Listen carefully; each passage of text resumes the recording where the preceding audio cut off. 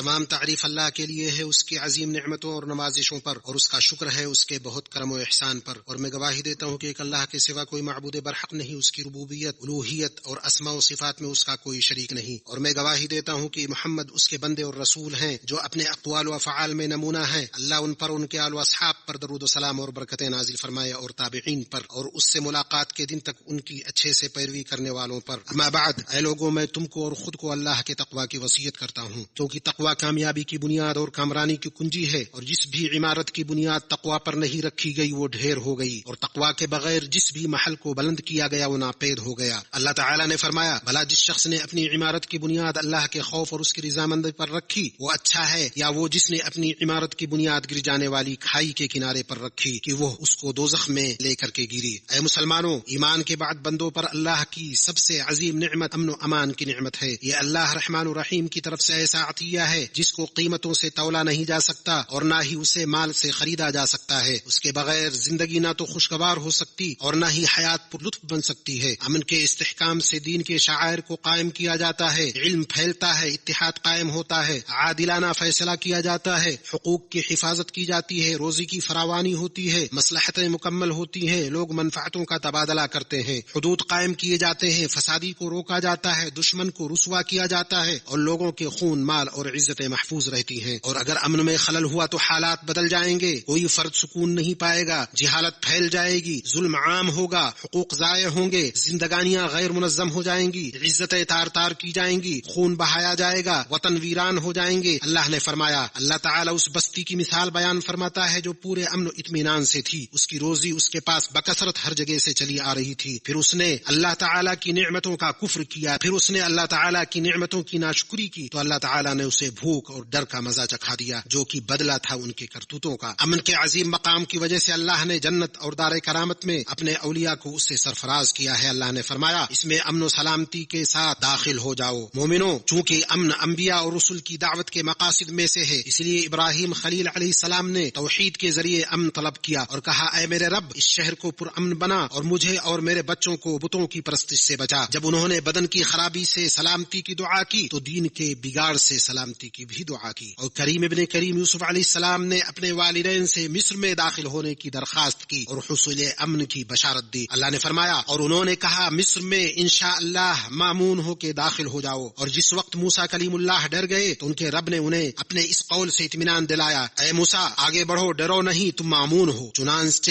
ڈر ختم ہو گیا، موسیٰ علیہ السلام بے خوف آگے بڑھے، ان کا ایمان بڑھ گیا تھا اور ان کا یقین پختہ ہو گیا تھا۔ اور ہمارے رسول صلی اللہ علیہ وسلم صبح و شام ان دعاؤں کو نہیں چھوڑتے تھے، اللہم انی اسألک العافیۃ فی الدنیا والآخرہ، اللہم انی اسألک العفو والعافیۃ فی دینی ودنیای واہلی ومالی، اللہم استر عوراتی وآمن روعاتی، اللہم احفظنی من بین یدی ومن خلفی وعن یمینی وعن شمالی ومن فوقی واعوذ بعظمتک ان اغتال من تحتی۔ اور نبی صلی اللہ علیہ وسلم نے زمین میں امن کی اہمیت کو اپنی امت کے لیے اجاگر کرتے ہوئے امن کی نعمت کو صحت اور رزق کی نعمتوں پر مقدم کیا اور فرمایا، تم میں سے جس نے صبح کی اس حال میں کہ وہ اپنے گھر میں امن سے ہو، جسمانی لحاظ سے تندرست ہو اور دن بھر کی روزی اس کے پاس موجود ہو، تو گویا اسے پوری دنیا دے دی گئی۔ اسے ترمذی نے روایت کیا۔ مومنو، اللہ نے اپنے بندوں سے امن کا وعدہ کیا ہے جب وہ اس پر ایمان لائے اور اسے ایک جانے، اس کی اطاعت پر قائم رہیں، اس کی عبادت کریں۔ اللہ نے فرمایا، تم میں سے جو لوگ ایمان لائے ہیں اور نیک اعمال کیے ہیں ان سے اللہ تعالیٰ وعدہ فرما چکا ہے کہ انہیں ضرور زمین میں خلیفہ بنائے گا، جیسے کہ ان لوگوں کو خلیفہ بنایا تھا جو ان سے پہلے تھے، اور یقیناً ان کے لیے ان کے اس دین کو مستحکم اور پاسدار بنا دے گا۔ امن و ایمان باہم لازم و ملزوم ہیں۔ ایمان کے بڑھنے سے امن بڑھتا ہے، اس کے گھٹنے سے وہ گھٹتا ہے، اور اس کے ختم ہونے سے وہ ختم ہوتا ہے۔ زمین پر خلافت کے لیے ایمان شرط ہے، اس لیے جو ایمان لائے اور تقوی اختیار کرے اسے دنیا میں اور پیشی کے دن امن حاصل ہوگا۔ اللہ نے فرمایا، جو میری ہدایت کی پیروی کریں گے ان پر نہ کوئی خوف ہوگا اور نہ وہ غمگین ہوں گے۔ خوف اور غم ہدایت کے پیروکاروں سے دور ہوں گے اور دنیا و آخرت میں انہیں سلامتی اور سعادت حاصل ہوگی۔ وہ مرغوب چیز سے سرفراز ہوں گے، خوف والی چیز ان سے دور ہوگی، انہیں بے راہ روی اور گمراہی سے اللہ بچائے گا اور شقاوت و جہالت سے محفوظ رکھے گا۔ اللہ نے فرمایا، جو میری ہدایت کی پیروی کرے نہ تو وہ بہکے گا نہ تکلیف میں پڑے گا۔ اے اللہ کے بندو، اس سے پتہ چلتا ہے کہ اسلام میں اس کے بڑے مقصد اور عظیم غایت کے طور پر امن کا کیا مقام ہے، اور یہ کہ اللہ نے اس کے لیے وہ احکام مقرر فرمائے ہیں جو اس کا ضامن ہوں، اور اسے ایسے فصیل سے گھیر دیا ہے جو اس کی حفاظت کرے۔ چنانچہ اس نے دین، جان، عقل، آبرو اور مال کی حفاظت کو واجب قرار دیا، اور اس کے لیے کتاب و سنت کی نصوص بکثرت آئی ہیں جن میں ہر اس وسیلہ کو حرام قرار دیا گیا جس سے ان 5 ضرورتوں کو نقصان پہنچے، اور ایسے سخت احکام مقرر کیے گئے جو ان سے چھیڑ چھاڑ کرنے یا ان کی بے حرمتی کرنے سے روکتے ہیں۔ ابو ہریرہ رضی اللہ عنہ سے روایت ہے کہ آپ صلی اللہ علیہ وسلم نے فرمایا، مسلمان وہ ہے جس کی زبان اور ہاتھ سے لوگ محفوظ ہوں، اور مومن وہ ہے جس سے لوگوں کو اپنے خون مال کے معاملے میں امن حاصل ہو۔ اسے احمد نے روایت کیا۔ ابو شریح رضی اللہ عنہ سے روایت ہے کہ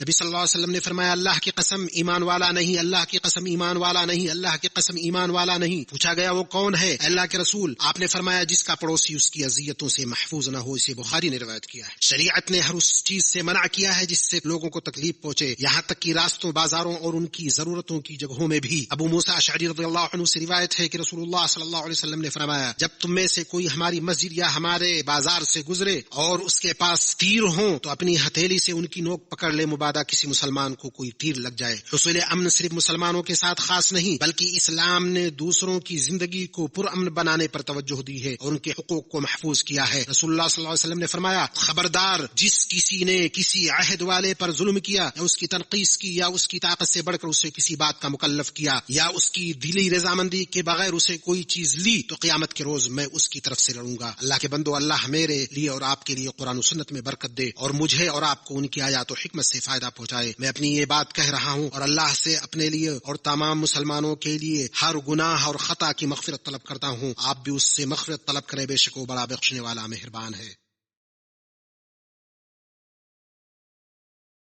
ہر قسم کی بہت زیادہ پاکیزہ تعریف اللہ کے لیے ہے، جیسا میرا رب چاہے اور پسند کرے، اور میں گواہی دیتا ہوں کہ ایک اللہ کے سوا کوئی معبود برحق نہیں، اس کا کوئی شریک نہیں، اسی کے لیے دنیا و آخرت میں حمد ہے، اور میں گواہی دیتا ہوں کہ ہمارے نبی محمد اس کے بندے اور رسول، پسندیدہ نبی اور چنیدہ رسول ہیں۔ درود سلام اور برکتیں نازل ہوں آپ پر اور آپ کے فضل و تقوی والے آل و اصحاب پر۔ اما بعد، مسلمانوں، بلا شبہ امن و سلامتی کی نعمت اس کے اسباب کے بغیر حاصل نہیں ہوتی اور اس کے ذرائع کی پائیداری کے بغیر مستحکم بھی نہیں ہوتی۔ ان اسباب و ذرائع میں سب سے پہلا اور اہم ترین سبب ہے اللہ کی توحید، اسے شرک کی آلائشوں سے پاک کرنا اور بدعات و خرافات سے بچنا۔ توحید سے امن و سلامتی آتی۔ اللہ کا فرمان ہے، جو ایمان لائے اور جنہوں نے اپنے ایمان کو ظلم سے آلودہ نہیں کیا، حقیقت میں تو امن انہی کے لیے ہے اور راہ راست پر وہی ہے۔ پتہ چلا وہ موحد جو اللہ کے حکم پر قائم ہے وہ دنیا میں بھی اور آخرت میں بھی امن و امان سے ہمکنار ہوگا۔ اللہ نے فرمایا، جو لوگ نیک عمل لائیں گے انہیں اس سے بہتر بدلہ ملے گا اور وہ اس دن کی گھبراہٹ سے بے خوف ہوں گے۔ یہاں نیک عمل سے مراد اللہ کی توحید ہے۔ دوسرا سبب نعمت پر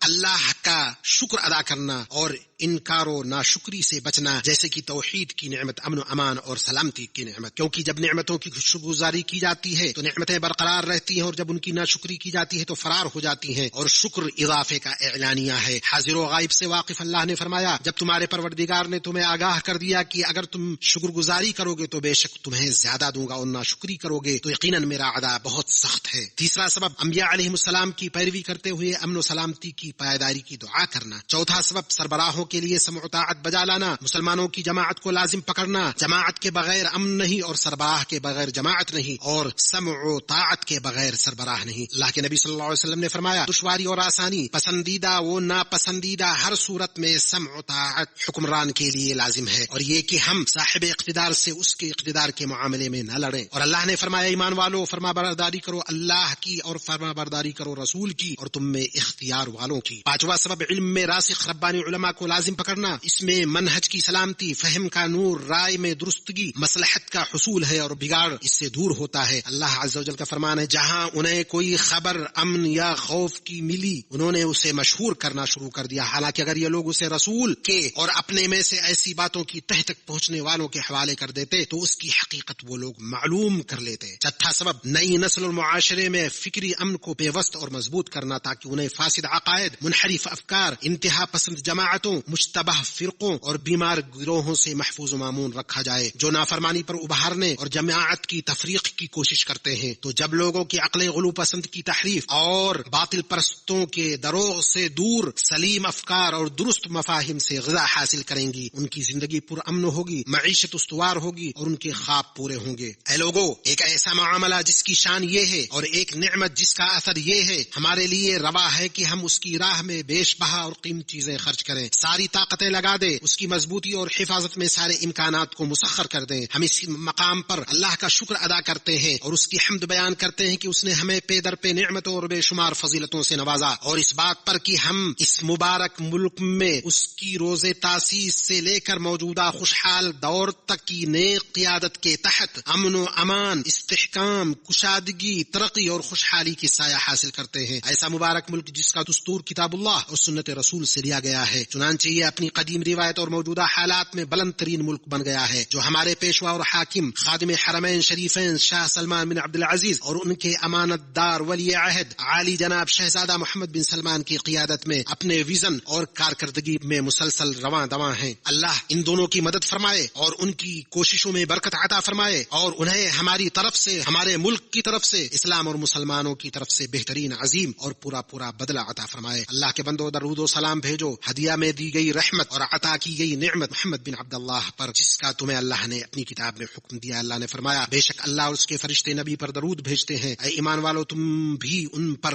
درود و سلام بھیجو۔ اے اللہ رسول امین محمد پر اور ان کی پاکیزہ اور پاک باز آل پر اور ان کی بیویوں امہات المؤمنین پر درود و سلام نازل فرما۔ اے اللہ چاروں خلفائے راشدین، تمام صحابہ و تابعین سے راضی ہو جا، اور ان لوگوں سے جو قیامت تک اچھی طرح سے ان کی پیروی کرے، اور ان کے ساتھ ساتھ ہم سے بھی راضی ہو جا اپنے عفو و کرم اور احسان سے، اے اکرم الاکرمین۔ اے اللہ اسلام اور مسلمانوں کو غلبہ عطا فرما، اپنے موحد بندوں کی مدد فرما، دین کے قلعہ کی حفاظت فرما۔ اے اللہ ہمارے اس ملک میں ایمان، امن و امان، آسودگی، کشادگی، استحکام، ترقی، بلندی اور خوشحالی کی نعمت کو ہمیشہ باقی رکھ، اور مسلمانوں کے سبھی ملکوں میں یہ چیزیں عام کر دے۔ اے اللہ ہمارے پیشوا اور حکمران خادم حرمین شریفین کی حفاظت فرما، انہیں ہمیشہ صحت و عافیت کے لباس میں ملبوس رکھ، ان کے عمر اور عمل میں برکت عطا فرما، انہیں تو ہر اس چیز کی توفیق عطا فرما جو تجھے پسند ہو، جس سے تو راضی ہو۔ اے اللہ مسلمانوں کے حکمرانوں کو اپنی ہدایت کی توفیق عطا فرما اور ان کے عمل اپنے رضا کے مطابق بنا دے۔ اے اللہ سرحدوں پر معمور ہمارے فوجیوں کی مدد فرما، ہم تجھ سے ان کے لیے توفیق، درستگی، مدد اور تائید کی دعا کرتے ہیں۔ اے اللہ غم زدوں کا غم دور فرما، مصیبت زدہ لوگوں کی مصیبت ٹال دے، قرض داروں کے قرض کو ادا کر دے، ہمارے اور مسلمانوں کے مریضوں کو شفا یاب کر دے، اور فوت الشدگان پر رحم فرما۔ فلسطین میں اور ہر جگہ مسلمانوں کی مدد فرما، ان کو